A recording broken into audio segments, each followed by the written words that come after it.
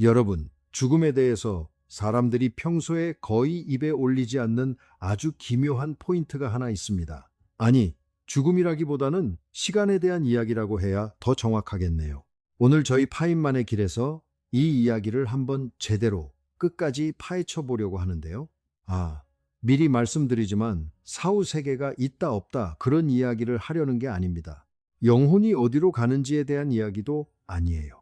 지금 이 순간에도 여러분의 등을 떠밀고 있는 시간 그 자체가 사실은 여러분이 평생 믿어온 것과 완전히 다른 무언가일지도 모른다는 이야기입니다. 그리고 그 이야기는 70년 전 어느 봄날에 쓰인 짧은 편지 한 통에서 시작됩니다. 1955년 3월의 어느 날이었습니다. 스위스에서 늙고 지친 한 노인에게 비보가 한 통 날아들었습니다. 그의 가장 오래된 친구 미셸 베소가 세상을 떠났다는 소식이었죠. 그 노인의 이름은 알베르트 아인슈타인이었습니다. 두 사람은 무려 50년이 넘는 세월을 함께한 사이였습니다. 베소는 물리학계에서 그저 스쳐 지나가는 평범한 이름이 아니었어요. 생각해 보세요. 여러분 머릿속에 어떤 아이디어가 아직 형태도 못 갖추고 안개처럼 어렴풋하게 맴돌 때 가장 먼저 전화를 걸어 털어놓고 싶은 사람, 아인슈타인에게 그런 사람이 바로 베소였습니다. 특수 상대성 이론이 세상에 태어나기 전 아인슈타인이 몇 주 내내 밤낮 없이 함께 산책하고 열을 올리며 토론하고 끊임없이 대화를 나눴던 바로 그 친구였죠.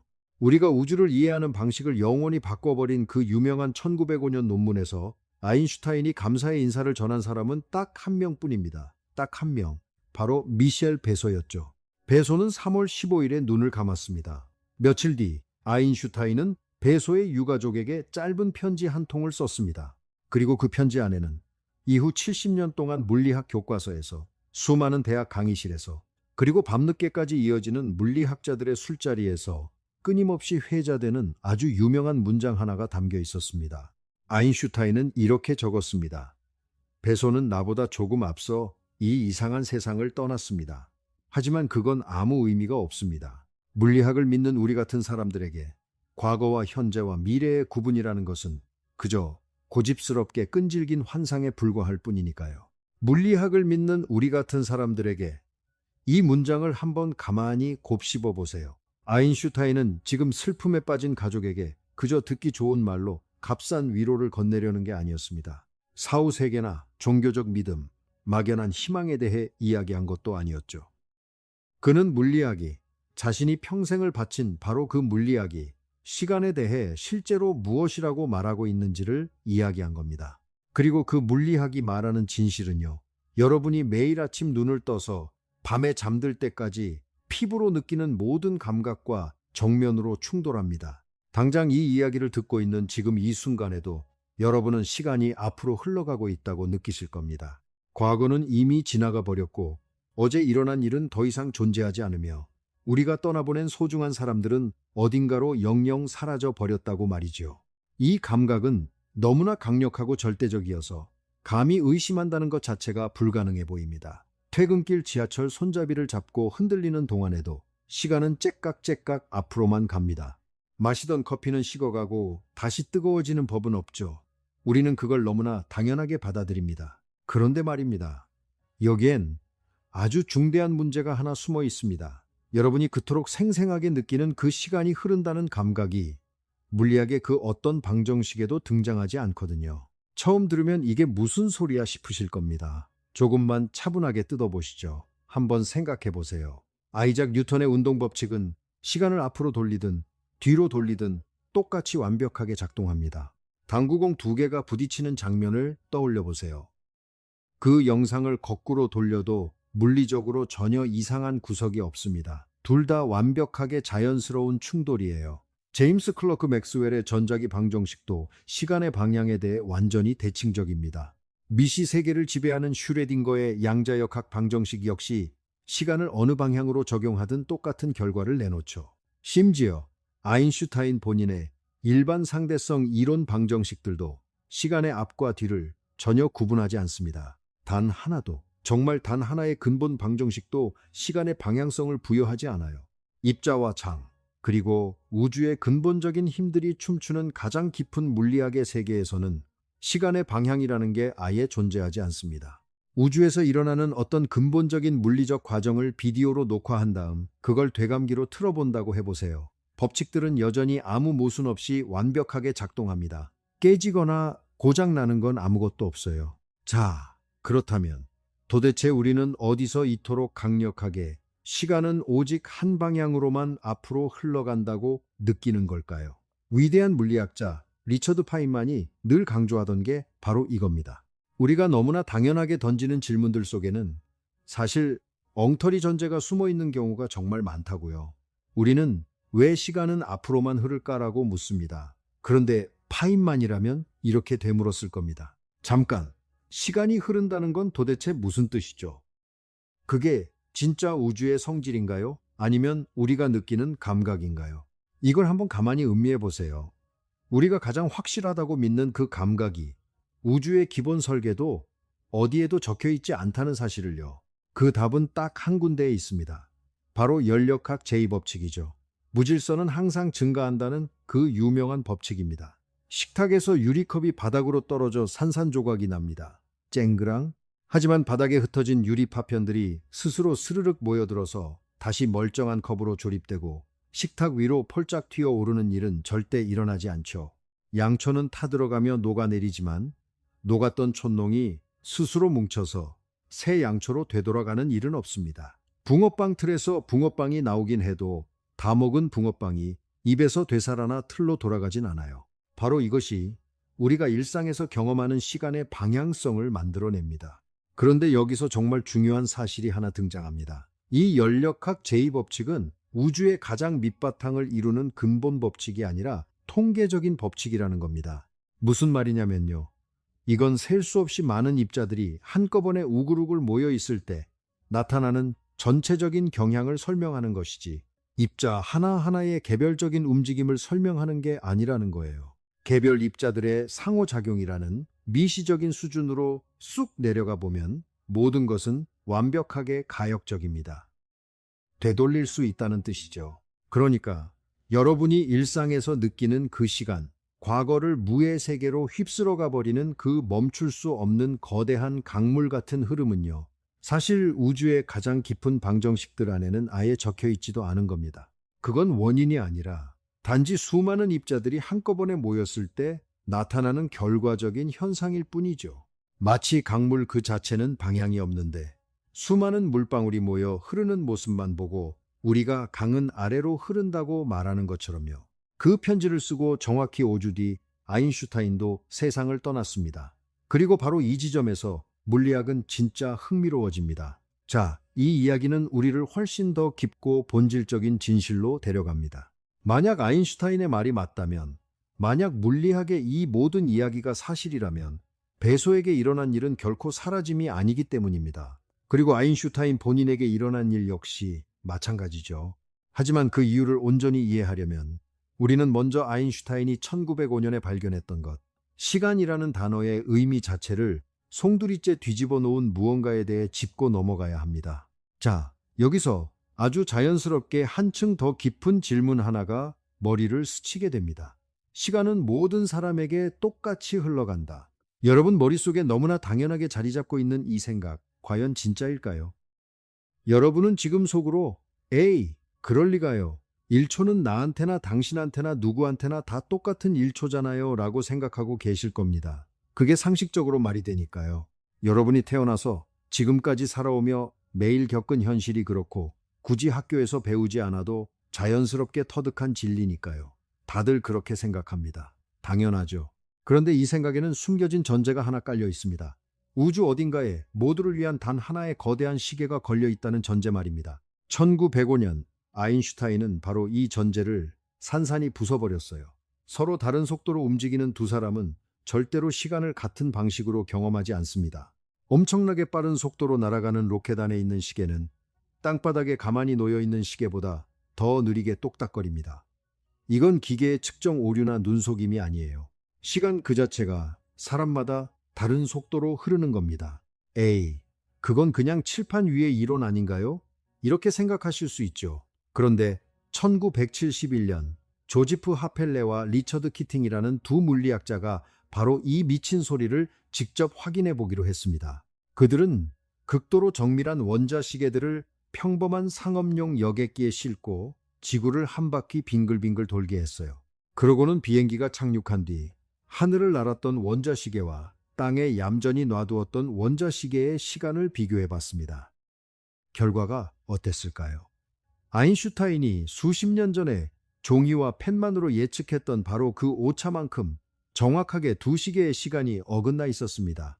비행기를 타고 날아다닌 시계와 땅에 머물러 있던 시계에게 시간은 다르게 흘렀던 겁니다. 이건 무슨 공상과학 영화 장면이 아니에요. 인류가 직접 실험으로 측정해낸 진짜 역사입니다. 게다가 이런 시간의 차이를 느끼려고 꼭 거대한 로켓을 탈 필요도 없습니다. 지금 이 영상을 보고 계신 여러분과 바로 위층에 사는 이웃집 사람은요, 아주 미세하지만 서로 다른 속도로 나이를 먹고 있습니다. 왜냐고요? 높이에 따라 지구의 중력이 미세하게 달라지고 중력 역시 시간의 흐름에 영향을 미치기 때문입니다.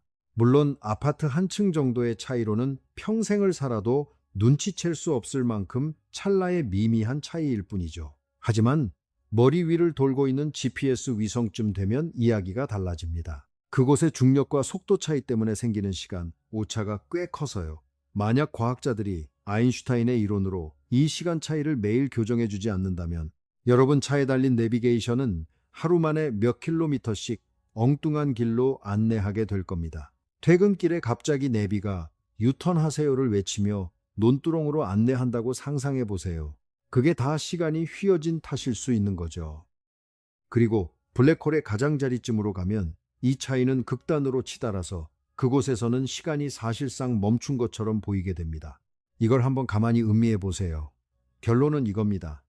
시간은 모두를 위해 똑같이 굽이쳐 흐르는 보편적인 강물이 아닙니다. 시간은 공간과 마찬가지로 하나의 차원일 뿐이며 그 구조는 여러분이 어디에 있는지 그리고 얼마나 빨리 움직이는지에 따라 고무줄처럼 늘어나고 줄어듭니다. 자, 여기서 잠깐 숨을 고르고 생각해 봅시다. 바로 여기서부터 상황이 진짜 기묘해집니다. 만약 우주 전체를 아우르는 단 하나의 절대적인 시계가 없다면, 만약 모든 사람, 모든 물건, 공간의 모든 점들이 각자 자기만의 고유한 시간을 가지고 있다면 그건 정확히 무엇을 의미하는 걸까요? 그건 바로 시간이라는 것이 그저 눈앞을 휙 지나가는 무언가가 아니라 공간처럼 그 자체로 떡하니 존재하는 무언가라는 뜻입니다. 물리학자들은 공간의 3차원과 시간이라는 1차원을 하나로 꽉 묶어서 시공간이라고 부릅니다. 이 4차원의 시공간 구조 안에서는 어떤 사건이 일어났다가 뿅 하고 사라져 버리는 게 아닙니다. 쉽게 말씀드릴게요. 지도를 한번 펼쳐보세요. 그 지도 위에 서울이 있고 부산이 그 자리에 고정되어 있죠. 자, 여러분이 20대 젊은 시절을 부산에서 보내다가 서울로 올라왔고 그 후로 단 한 번도 부산에 내려가지 않았다고 해봅시다. 여러분이 떠났다고 해서 부산이라는 도시가 지도에서 증발해 버렸나요? 아니죠. 여전히 그곳에 똑같은 위도와 경도 위에 여러분이 걷던 그 골목길 그대로 존재하고 있습니다. 단지 여러분이 지금 당장 그곳에 갈 수 없다고 해서 그 도시가 존재하기를 멈춘 건 아니에요. 물리학은 과거의 시간 역시 이와 완벽하게 똑같은 방식으로 작동한다고 말합니다. 여러분이 태어났던 그날은요, 과거에 일어난 뒤 허공으로 증발해 버린 게 아닙니다. 그 순간은 시공간의 고정된 좌표 안에 떡하니 자리 잡고 있어요. 우리가 살고 있는 지금 이 현재라는 순간만큼이나 생생하고 물리적으로 단단하게 영원히 존재하고 있죠. 여러분이 이미 세상을 떠난 소중한 사람과 마지막으로 대화를 나눴던 순간, 어머니나 아버지와 함께 보냈던 어느 따뜻한 늦은 오후, 그 순간들은 모두 시공간 안에 그대로 존재합니다. 결코 사라진 게 아니에요. 그저 우리가 지금의 위치에서 그곳으로 다가갈 수 없을 만큼 아득히 닿을 수 없는 곳이 되어버린 것뿐입니다. 천재 물리학자 헤르만 바일은 이 기막힌 진실을 한 번 들으면 절대 잊지 못할 한 문장으로 완벽하게 요약했습니다. 객관적인 세계는 그저 존재할 뿐 일어나지 않는다. 우리가 흔히 시간이 흐른다고 부르는 현상은요, 우주라는 세계 자체가 움직이거나 변하는 게 아닙니다. 이미 처음부터 끝까지 완성되어 있는 거대한 4차원 구조물 속을 우리의 의식이 차례차례 이동하며 경험하고 있는 것에 불과하죠. 마치 여러분이 책을 읽을 때와 같습니다. 여러분이 페이지를 다 읽고 넘겼다고 해서 앞장의 글씨들이 책에서 사라져 버리나요? 아니죠. 여러분의 시선이 머무는 현재 페이지보다 앞쪽에 여전히 잉크로 선명하게 남아 있습니다. 마지막 장의 글씨도 이미 다 인쇄되어 있고요. 단지 여러분의 시선이 아직 거기에 닿지 않았을 뿐이에요. 물리학에서는 이것을 블록 우주, 영어로는 블록 유니버스 또는 영원주의라고 부릅니다. 오해하지 마세요. 이건 시인이 쓴 은유적 표현이나 물리학 변두리의 철학적 공상이 아닙니다. 아인슈타인의 일반 상대성 이론이 말하는 진실을 가장 자연스럽고 수학적으로 정확하게 해석해낸 결과물이에요. 물론 정직하게 말씀드리겠습니다. 모든 물리학자가 이 블록 우주 해석에 100% 동의하는 건 아닙니다. 시간의 흐름이 진짜라고 믿는 학자들도 분명히 있어요. 이건 현재 과학이 말해줄 수 있는 범위 안에서의 가장 자연스러운 해석이지 신이 도장 찍어준 절대 진리는 아닙니다. 다만 우리가 가진 가장 정밀하고 가장 검증된 시간 이론, 즉 상대성 이론을 곧이곧대로 따라가면 이 그림에 도달하게 된다는 거죠. 파인만이라면 이렇게 말했을 겁니다. 내 감정이 어떻게 느끼느냐는 중요하지 않다. 자연이 어떻게 작동하느냐가 중요하다. 이 블록 우주 안에서는 여러분의 10번째 생일 파티가 수십 년 전 그때만큼이나 지금 이 순간에도 물리적으로 실제하고 있습니다. 여러분이 나눴던 모든 대화, 스쳐 지나간 모든 사람들, 가슴 벅차게 살아낸 모든 순간들이 그 4차원의 거대한 구조물 안에 정확한 좌표 위에 핀으로 꽂아놓은 것처럼 영원히 고정되어 있죠. 그런데 여기서 아주 거대한 의문이 하나 솟아오릅니다. 자, 여러분, 이게 핵심입니다. 만약 이 모든 게 사실이라면 도대체 왜 우리는 과거가 영영 사라져 버렸다고 그토록 뼈저리게 느끼는 걸까요? 물리학 말대로라면 내가 사랑했던 그 사람이 여전히 시공간의 그 좌표에 존재하고 있다는데 왜 누군가를 잃었을 때 가슴이 찢어지는 고통을 느끼는 걸까요? 만약 과거가 진짜로 그 자리에 그대로 있다면 왜 우리는 그걸 손에 잴 수 없는 걸까요? 이 질문에 대한 해답 역시 놀랍게도 물리학 안에 있습니다. 그리고 그 답은 여러분이 전혀 의식하지 못하는 사이 하루 24시간 매 초마다 여러분의 머릿속에서 일어나고 있는 어떤 현상과 깊게 얽혀 있어요. 자, 이제 저희 파인만의 길에서 기억과 슬픔, 그리고 상실이라는 감정이 왜 마치 팔다리가 잘려나가는 듯한 끔찍한 고통으로 다가오는지, 그리고 그것이 물리학적으로는 전혀 다른 의미일 수 있다는 사실을 말씀드리겠습니다. 지금 당장 주변에 있는 물건 아무거나 하나 집어보세요. 물컵도 좋고 TV 리모컨이나 볼펜도 좋습니다. 손에 쥐었다가 그대로 바닥으로 툭 떨어뜨려 보세요. 바닥에 부딪혀 산산조각이 나거나 통통 튀거나 대굴대굴 구르겠죠. 뭐든 상관없습니다. 자, 이제 이 장면을 머릿속에서 거꾸로 돌려보세요. 바닥에 흩어진 조각들이나 굴러간 리모컨이 스스로 둥둥 떠올라 완벽한 모습으로 하나로 합쳐지며 여러분의 손 안으로 쏙 들어오는 장면을 상상하는 겁니다. 잘 안 되시죠? 아니, 엄밀히 말하면 여러분의 뇌는 그 상상을 끝마치기도 전에 본능적으로 그 이미지를 거부해버립니다. 왜 그럴까요? 가장 뻔한 대답은 원래 세상이 그렇게 돌아가니까 깨진 유리는 알아서 안 붙잖아 일 겁니다. 맞습니다. 하지만 이건 이유에 대한 진짜 설명이 아니라 그냥 똑같은 현상을 말만 바꿔서 반복한 것에 불과하죠. 왜 안 붙느냐는 질문에 원래 안 붙으니까 라고 답한 것뿐이에요. 진짜 물리학적인 설명은 이렇습니다. 그 유리컵이 멀쩡하고 온전한 모습으로 존재할 수 있는 배열의 경우의 수는 딱 한 가지에 가깝습니다. 원자들이 아주 특별하고 질서정연하게 줄을 서야만 컵이 되니까요. 하지만 그 컵이 깨져서 바닥에 흩어져 있을 수 있는 경우의 수는요.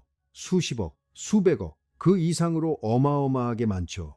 조각이 이쪽에 있어도 컵은 깨진 거고 저쪽에 있어도 깨진 거니까요.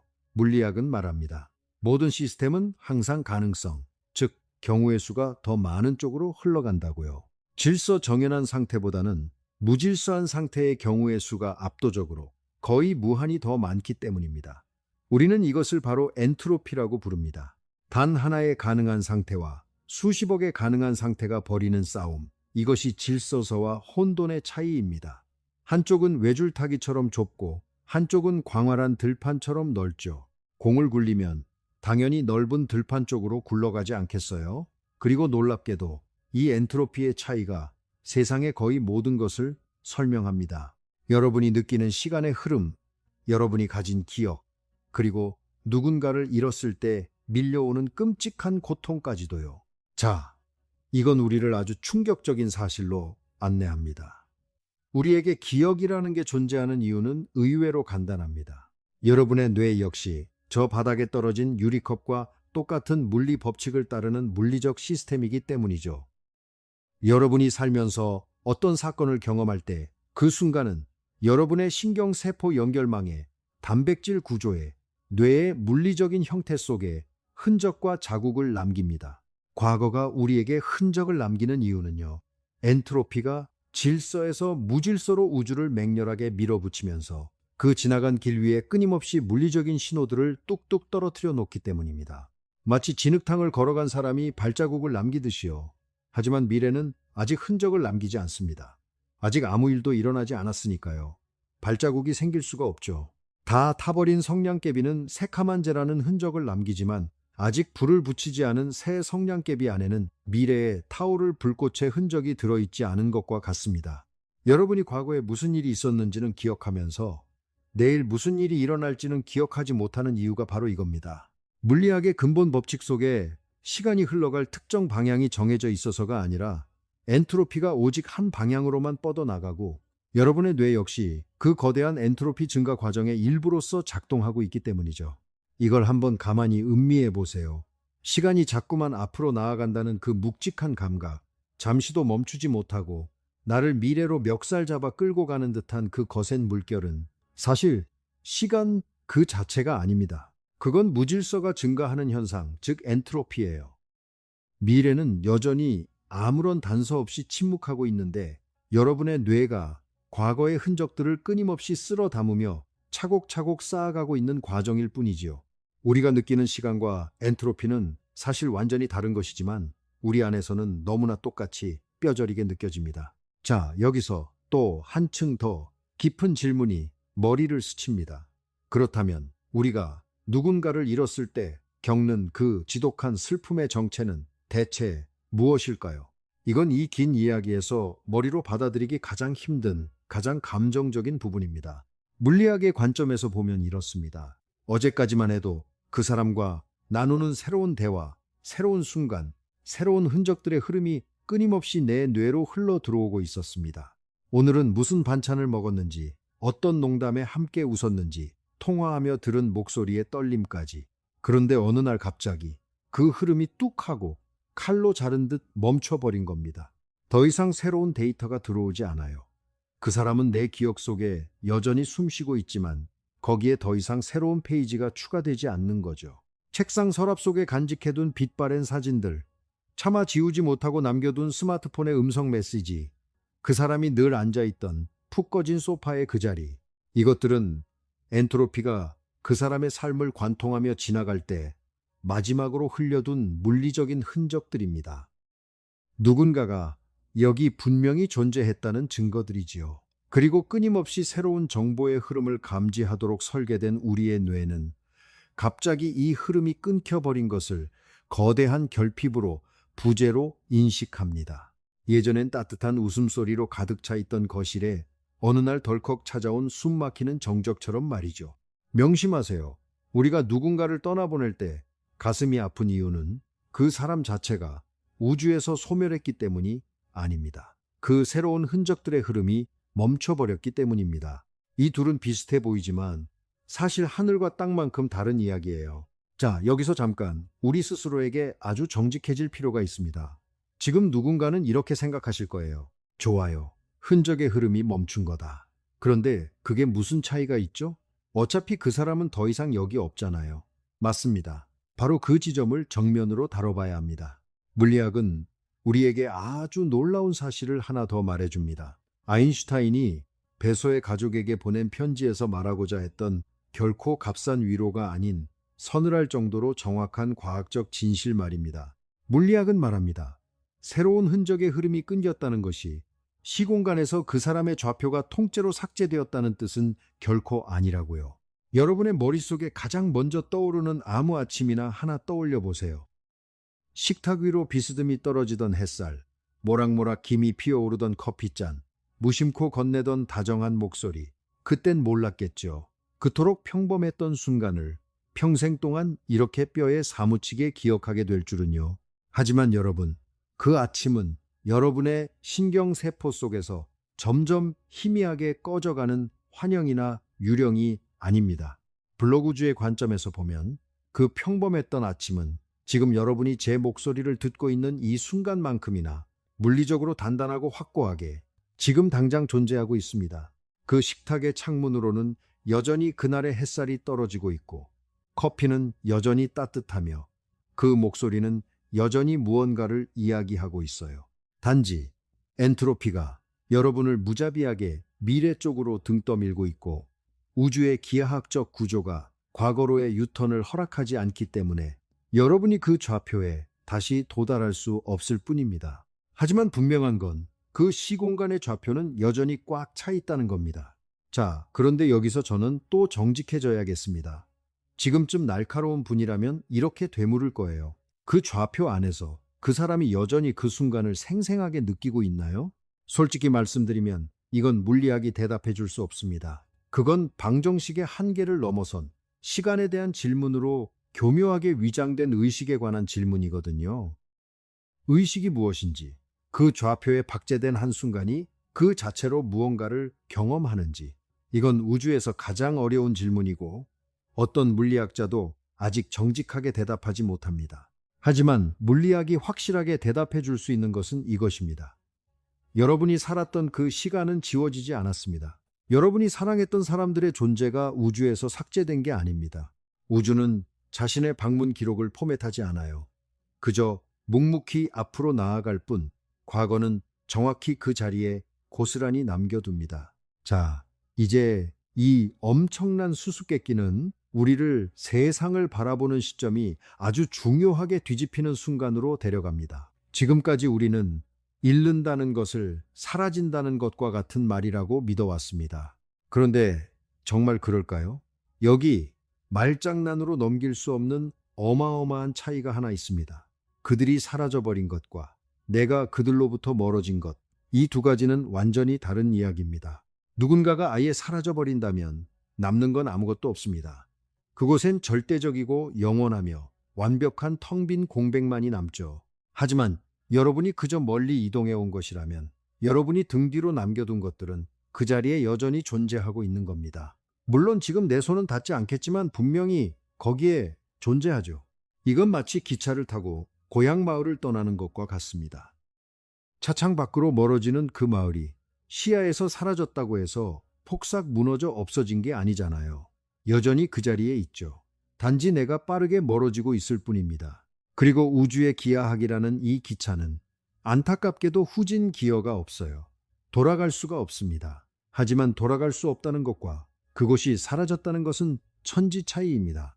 여러분이 이미 세상을 떠난 누군가를 마지막으로 보았던 그날을 떠올려 보세요. 바로 그 구체적인 순간. 무심코 내뱉었던 말, 차마 입 밖으로 꺼내지 못하고 삼켰던 말, 그날 드리워졌던 묘한 빛의 온도, 두 사람이 서 있던 바로 그 정확한 장소. 그 순간은 지금 여러분이 살고 있는 이 현실보다 단 1%도 덜 진짜인 게 아닙니다. 한때 존재했다가 사라져버린 과거의 그림자나 껍데기가 아니에요. 그건 지금 당장 여러분이 딛고 서 있는 이 땅바닥만큼이나 물리적으로 단단하고 확고한 시공간의 한 좌표입니다. 자, 이건 정말이지 세상을 바라보는 렌즈가 통째로 바뀌는 순간입니다. 우리는 평생 시간을 강물이라고 생각하며 살아왔습니다. 내 앞으로 끊임없이 흘러와서 내 뒤로 영영 사라지는 강물. 그런데 물리학이 보여주는 풍경은 전혀 다릅니다. 시간은 강물이 아니라 거대한 산맥에 가깝습니다.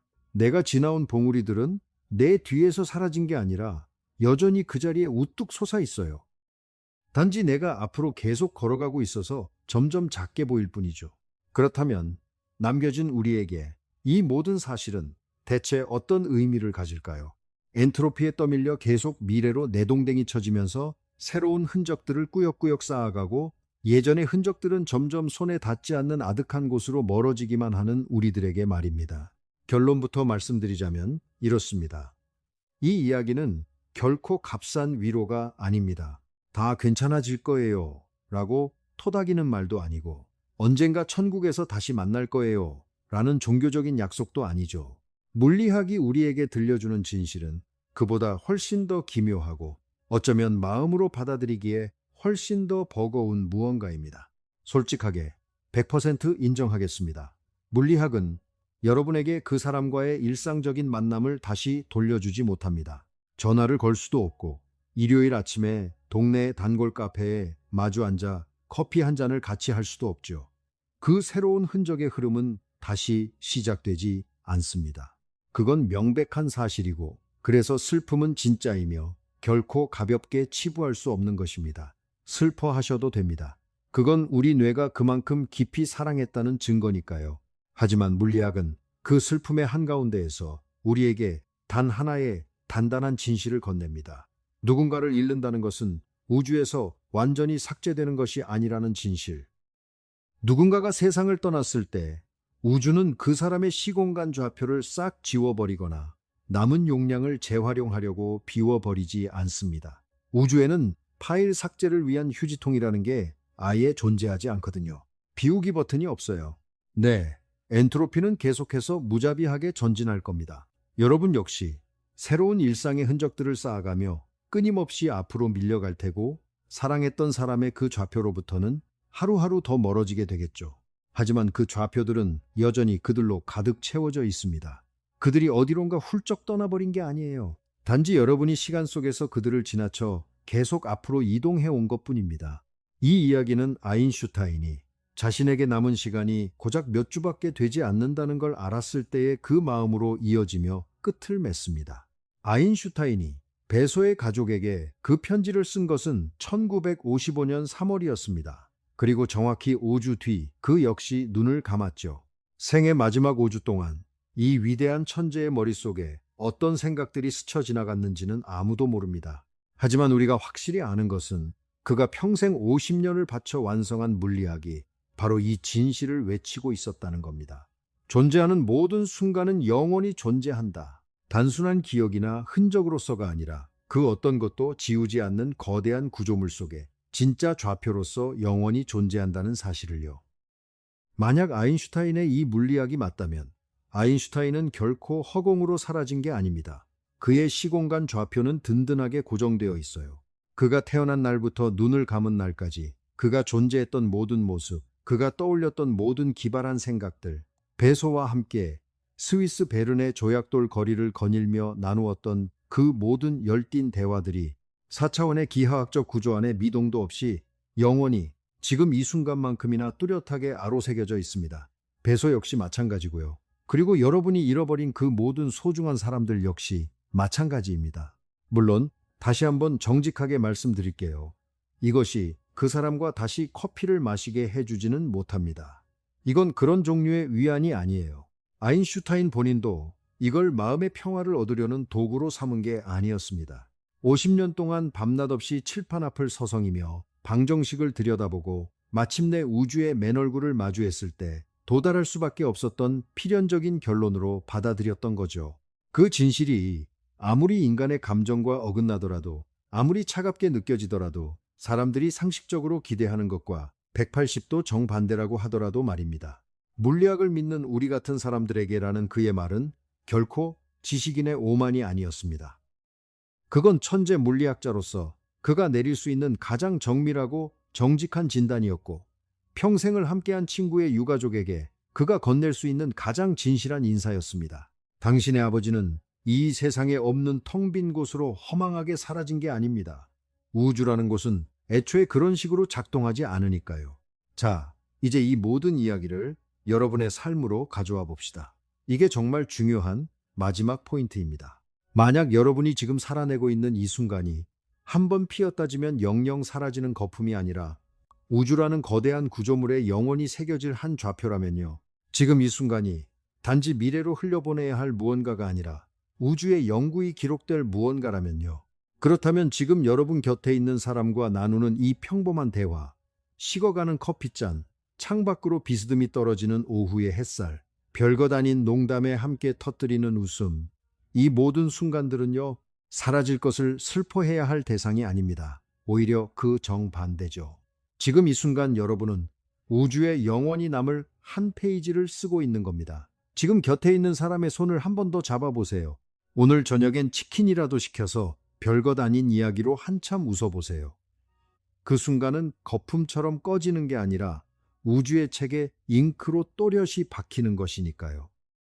엔트로피는 지금 이 순간에도 여러분의 등을 떠밀어 미래로 끌고 가고 있습니다. 절대로 뒤를 돌아가게 내버려 두지 않죠. 기하학적인 우주의 법칙이 그걸 허락하지 않으니까요. 하지만 명심하세요. 여러분이 지나쳐온 그 과거들은 절대로 결코 사라지지 않았습니다. 그 모든 순간들은 여러분이 두고 온 바로 그곳에 아주 안전하게 영원히 머물고 있습니다. 그리고 지금 여러분이 살아내고 있는 이 찬란한 순간 역시 머지않아 그렇게 영혼의 일부가 될 겁니다. 그러니 너무 슬퍼하지 마세요. 여러분이 사랑했던 사람들도, 여러분이 보낸 눈부신 시절들도 어디로도 가지 않았습니다. 그저 거기에 있습니다. 오늘 저희 파인만의 길이 준비한 이야기는 여기까지입니다. 오늘 하루 살아있는 이 순간을 조금 더 깊이 음미해 보시길 바랍니다. 그리고 오늘 밤 잠들기 전에 딱 한 번만 더 생각해 보세요. 여러분이 지금 쓰고 있는 이 한 페이지가 우주 어딘가에 영원히 남는다는 사실을요. 그럼 저는 다음 영상에서 더 흥미롭고 명쾌한 이야기로 다시 찾아뵙겠습니다. 안녕히 계세요.